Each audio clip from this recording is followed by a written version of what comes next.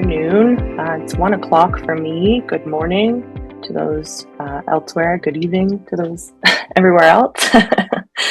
Hopefully you've got some kind of beverage with you to sip on for our Wednesday live session. This will be my first Wednesday doing it, so I figured I would just go over a brief intro about myself. So I'm in Niagara Falls. I work at Cloudbyz as an account executive. I sometimes go to the Toronto office when I get the chance, which is nice to see everybody over there. But yeah, so 5 years in clinical research and life sciences, and more recently as an account executive, specifically for Cloudbyz, doing demos and taking care of stuff like that. So nice to meet everybody. Excited to just go over some EDC features. So we'll keep it high level, super focused today because we don't have very much time and we want to, again, keep it light with lunch. Yeah, so we'll go over our form library. We have the ability to set up specific studies and their nuances all in one system, really, which is great. One login, thinking about that, you don't have to juggle all of those and your data is not siloed. So that's great. And then we have our query management and SDV. We won't get into that part today just because that's more of the actual data entry portion, and we're going to be looking at more of the form building today. Audit trail is there in our EDC, so secure and compliant with regulatory requirements as well. So we have e-signature abilities there, and as well as the ability to create some edit checks, your own edit checks and automations with pre-populated fields and things like that. So that's something that we'll be looking at today. And then roles and permissions. So that's some features in a nutshell that will be on a huge targeted full hour demo, I'd be able to go through all of those. So if you're interested in any of those other features that we might not hit today, hit me up and then we can go over that. So as with all of our modules, they work well together, as you can imagine. So EDC, think of that paired with your eTMF or our eTMF, paired with the CTMS or safety. So all of that is available to leverage as well. Right, yes. So the feature focus today, as I said, the EDC, we'll be looking at our EDC today. We have a form library, so using templates is kind of the backbone of a lot of our modules. Being able to reuse those over and over again is going to save you a lot of time across so many different departments. Import those templates into your study to make those study-specific edits. We'll show you that, and then we have the builder there for rules, edit checks, whatever you want to call them. We have that ability to build your own rules. You don't have to rely on us to do that, which is really great. And then permissions. So maybe you have different roles for different studies that might have different permissions applicable. That can all be configured all in one system. So it's flexible enough to handle all of those different scenarios. Right, so in a couple steps, we'll go from building our template, importing it, making those study-specific edits, which we'll get to see, and then activating it for data capture. As I said, this will just be the focus today. We won't be actually getting into the data capture side, so more so just the admin of building those forms and being able to do that all by yourself.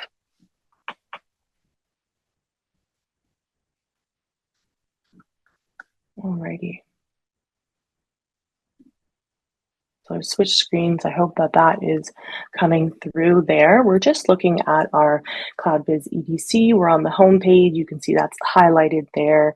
Homepage, usually for all of our modules across the board, is going to feature those module-specific metrics. So we're looking at some EDC metrics. This is just a sample dashboard that we have there. We'll jump right into our forms library. As you can see, I'm looking at all of my forms that are available in my forms library. You can always add more. And there's different types. So we have eCOAs, eConsents, eCRFs, forms, lots of different types of forms there. When I click new, select that different type of form, give it a name, and that is good to go, and you can start building.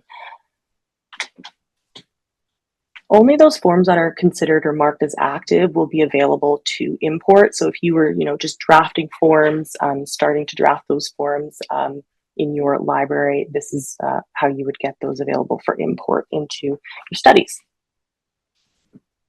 We'll take a look at our vital signs form just because we already have that one built out. So we have our different sections, we have our different fields here. I can add more sections and fields, but we'll just kind of go with what we have here.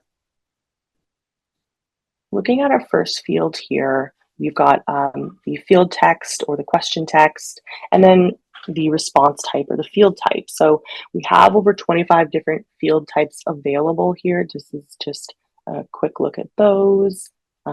Number, button, randomization, pre-population. So all of those, signature, media, that can be supported.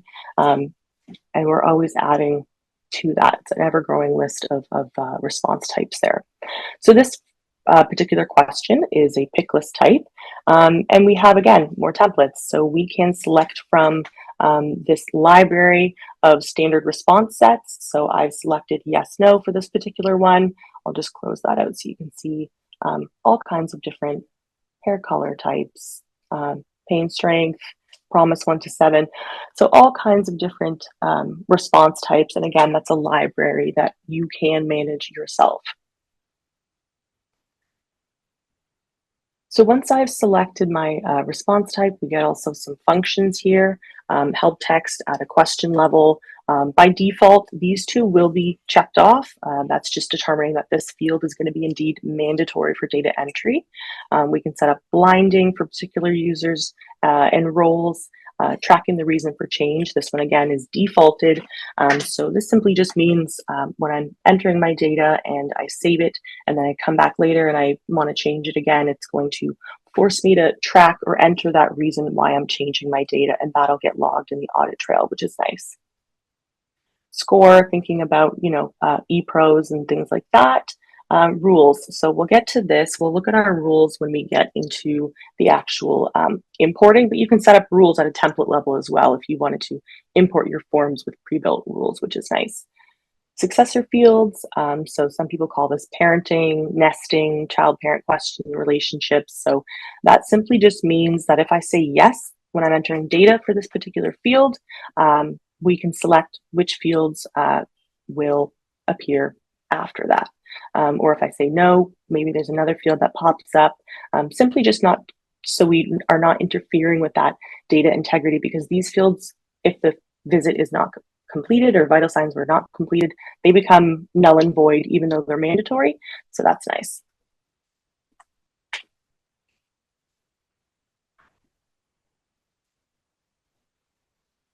All right, below that, data variables. So we can set those up again to be imported, or I can set these up per study. The field variable, I can overwrite that. It's just a unique identifier there that's generated from the system. And then I have the ability to add additional variables. I just put some ones here. I can add multiple. So when I'm exporting, I can determine what is that data format that I want that data in.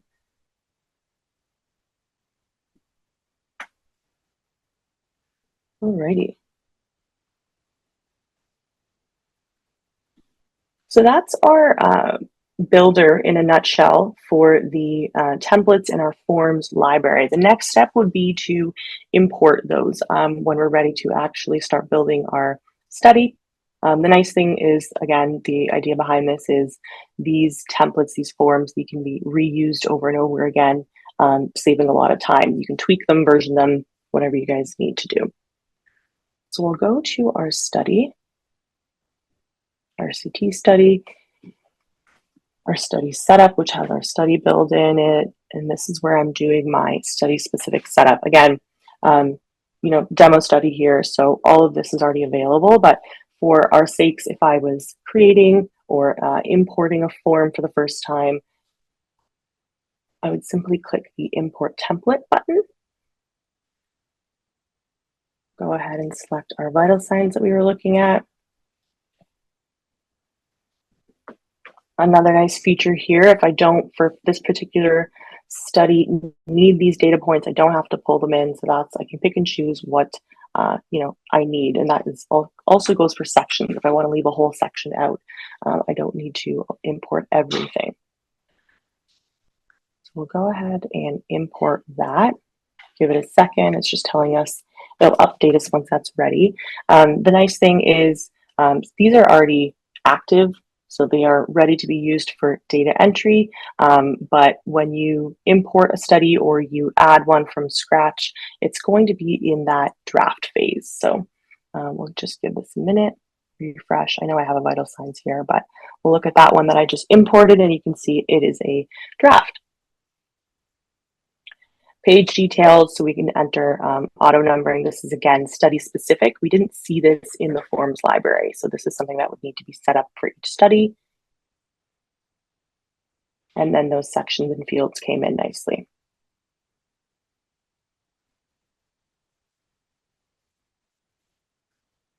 Something else we're seeing here in the study specific setup is the ability to determine who has access for the permissions to do what. You can blind here as well.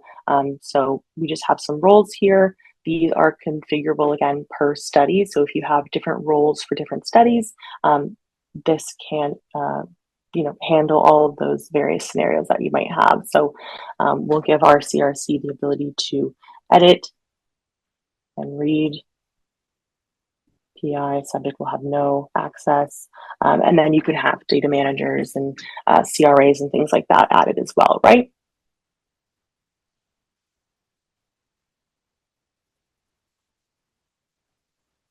Alrighty. Another great feature here we have is the preview functionality. So I can preview the form as different roles, as different versions. If I have different versions of the form, we'll just give this a second. And if we need to, we can look at this guy here. Yeah, so we can view that as I said, different roles, different versions. If I wanted to preview a previous version and see what was the changes, what were the edits there, due to protocol amendments or what have you. So that is available. We also can view it dynamically to look at those successors that we set up or look at those rules that we've set up to see how those are functioning for test purposes and things like that. So this is just a sample preview of what that form would look like for data collection.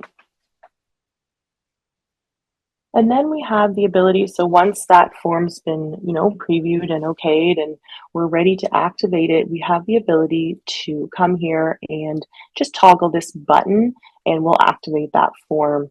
We need an effective from date. That is mandatory as well. Some customers have asked us they need a review process in place or an approval process in place. So you can submit the version for review before it actually gets activated, or maybe you want to restrict who has the ability to actually activate those forms.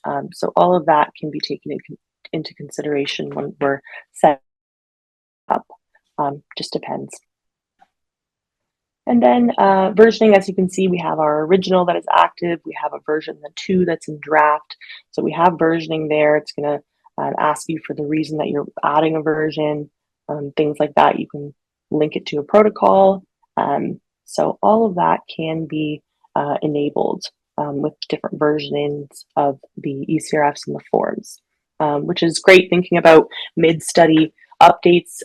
You have the ability to quickly make those changes, roll them out across the sites so that they are always using the most up-to-date versions of those forms when they're collecting the data. So utmost data integrity, which is great.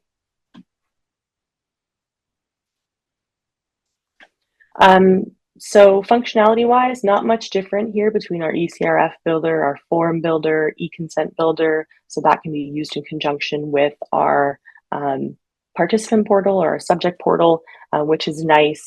You can, create a quiz, which is really cool. Make sure they're really understanding everything that's being read to them. pre-screen builder, eCOA builder. So not much difference in terms of functionality there. Whether you choose to leverage that for your study is just really up to you. All right.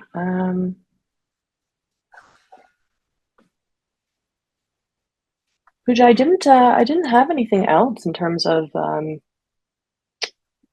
actually, no, let's look at our, that's not true. Let's take a look really quickly at our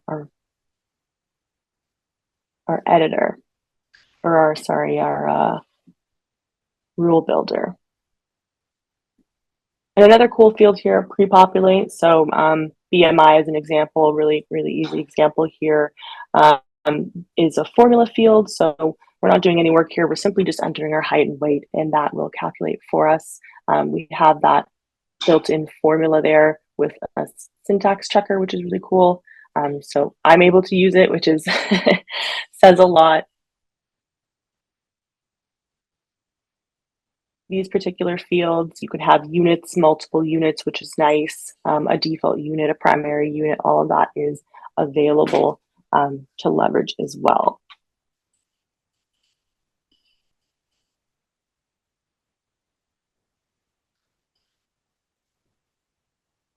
We'll just take a look really quickly at our rule builder.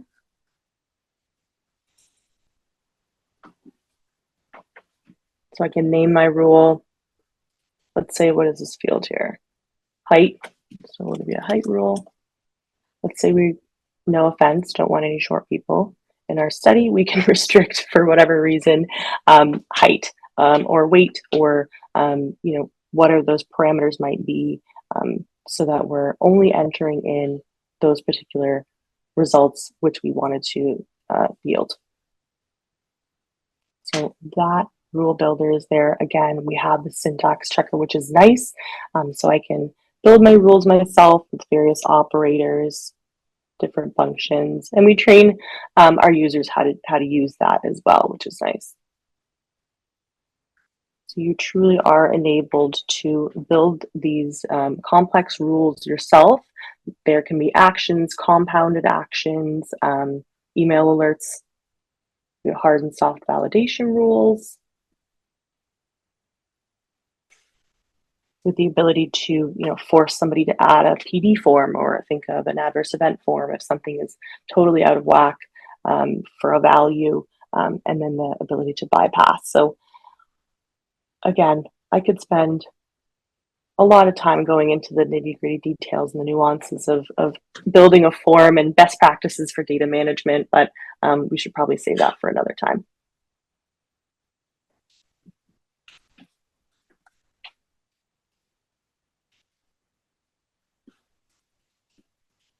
Okay, not sure if there's any questions, but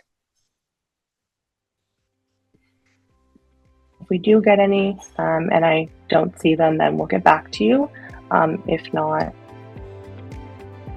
awesome. Yeah, no questions from there, so no worries.